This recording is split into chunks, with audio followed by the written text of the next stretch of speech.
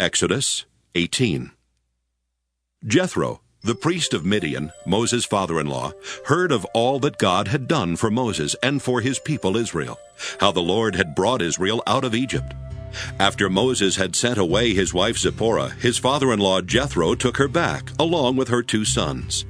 The name of the one was Gershom, for he said, "I have been an alien in a foreign land." And the name of the other, Eliezer, for he said, "The God of my father was my help, and delivered me from the sword of Pharaoh."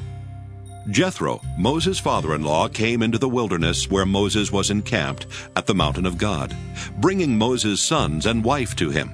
He sent word to Moses, "I, your father-in-law Jethro, am coming to you with your wife and her 2 sons." Moses went out to meet his father-in-law.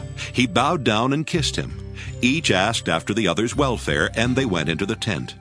Then Moses told his father-in-law all that the Lord had done to Pharaoh and to the Egyptians for Israel's sake, all the hardship that had beset them on the way, and how the Lord had delivered them. Jethro rejoiced for all the good that the Lord had done to Israel in delivering them from the Egyptians. Jethro said, "Blessed be the Lord who has delivered you from the Egyptians and from Pharaoh. Now I know that the Lord is greater than all gods, because he delivered the people from the Egyptians when they dealt arrogantly with them." And Jethro, Moses' father-in-law, brought a burnt offering and sacrifices to God. And Aaron came with all the elders of Israel to eat bread with Moses' father-in-law in the presence of God. The next day, Moses sat as judge for the people, while the people stood around him from morning until evening. When Moses' father-in-law saw all that he was doing for the people, he said, "What is this that you are doing for the people? Why do you sit alone while all the people stand around you from morning until evening?"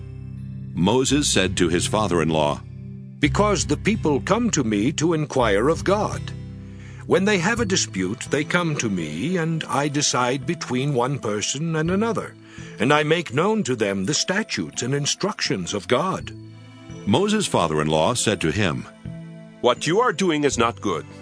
You will surely wear yourself out, both you and these people with you, for the task is too heavy for you.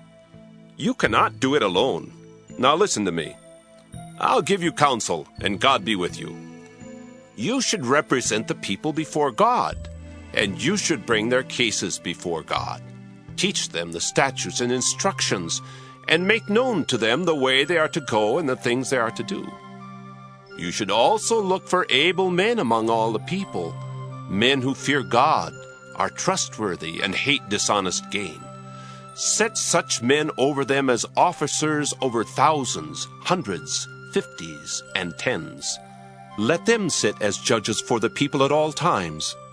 Let them bring every important case to you, but decide every minor case themselves. So it will be easier for you, and they will bear the burden with you. If you do this, and God so commands you, then you will be able to endure, and all these people will go to their home in peace." So Moses listened to his father-in-law and did all that he had said. Moses chose able men from all Israel and appointed them as heads over the people, as officers over thousands, hundreds, 50s, and 10s. And they judged the people at all times. Hard cases they brought to Moses, but any minor case they decided themselves. Then Moses let his father-in-law depart, and he went off to his own country.